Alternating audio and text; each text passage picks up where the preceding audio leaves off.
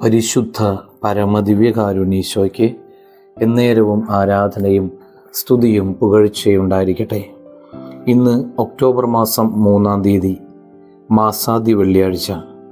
ഈശോയുടെ തിരുഹൃദയമേ, അവിടുത്തെ ഹൃദയത്തിൽ നിന്നൊഴുകുന്ന തിരുരക്തത്താൽ ഞങ്ങളെ വിശുദ്ധീകരിക്കണമേ.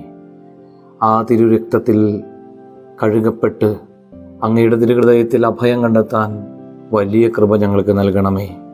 ഇന്നത്തെ ഞങ്ങളെല്ലാ പ്രവർത്തന മേഖലകളിലും അവിടുത്തെ കരുണ ഞങ്ങളോടൊപ്പം നൽകണം ഈശോയെ. ലൂക്കാസ് സുവിശേഷം 11-ാം അധ്യായം 6-ാം വചനം ഇന്ന് ധ്യാനിക്കാം. ഒരു സ്നേഹിതൻ യാത്രാമധ്യേ എൻ്റെ അടുക്കൽ വന്നിരിക്കുന്നു, അവന് കൊടുക്കാൻ എനിക്കൊന്നുമില്ല. പ്രാർത്ഥനയുടെ ശക്തിയെക്കുറിച്ച് ധ്യാനിക്കേണ്ട ദിവസം. അർദ്ധരാത്രിക്ക് വന്നു കയറുന്ന സ്നേഹിതൻ, വിരുന്നുകാരൻ, ഒരു സാധാരണക്കാരനല്ല. അതും കൊടുക്കാനൊന്നുമില്ലാത്ത സമയത്ത് വരുന്നു. പ്രതീക്ഷിക്കാത്ത സമയത്ത് നമ്മുടെ ജീവിതത്തിലേക്ക് പ്രതീക്ഷിക്കാത്ത പോലെ കടന്നു വരുന്ന ദുരന്തങ്ങൾ, സഹനങ്ങൾ, രോഗങ്ങൾ, അതാണ് അർദ്ധരാത്രിക്ക് വരുന്ന സ്നേഹിതൻ. ഇങ്ങനെയുള്ള സാഹചര്യങ്ങളിൽ നിനക്ക് മടി കൂടാതെ, പേടി കൂടാതെ, പ്രത്യാശയോടെ മുട്ടി വിളിക്കാനുള്ള ഒരേ ഒരു സ്നേഹിതൻ്റെ കഥകയുള്ളൂ.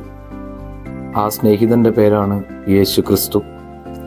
യേശു ക്രിസ്തു നിന്റെ സ്നേഹിതനായിരിക്കണമെങ്കിൽ പ്രാർത്ഥനയിൽ നീ അവനോട് നിരന്തരം ബന്ധപ്പെട്ടുകൊണ്ടേയിരിക്കണം. കർത്താവേ, മടുപ്പ് കൂടാതെ പ്രാർത്ഥിക്കാൻ, എപ്പോഴും ഞങ്ങൾക്ക് ആശ്രയിക്കത്തക്ക ബന്ധം അങ്ങുമായി കാത്തു സൂക്ഷിക്കുവാനുള്ള കൃപ ഞങ്ങൾക്ക് നൽകണമേ. എല്ലാവർക്കും നല്ലൊരു ദിവസം ആശംസിക്കുന്നു. നമ്മുടെ കർത്താവ് ഈശോ മിശിഹായുടെ കൃപയും പിതാവായ ദൈവത്തിൻ്റെ സ്നേഹവും പരിശുദ്ധാത്മാവിൻ്റെ സഹവാസവും ഉണ്ടാകട്ടെ, എപ്പോഴും എന്നേക്കും. ആമേൻ.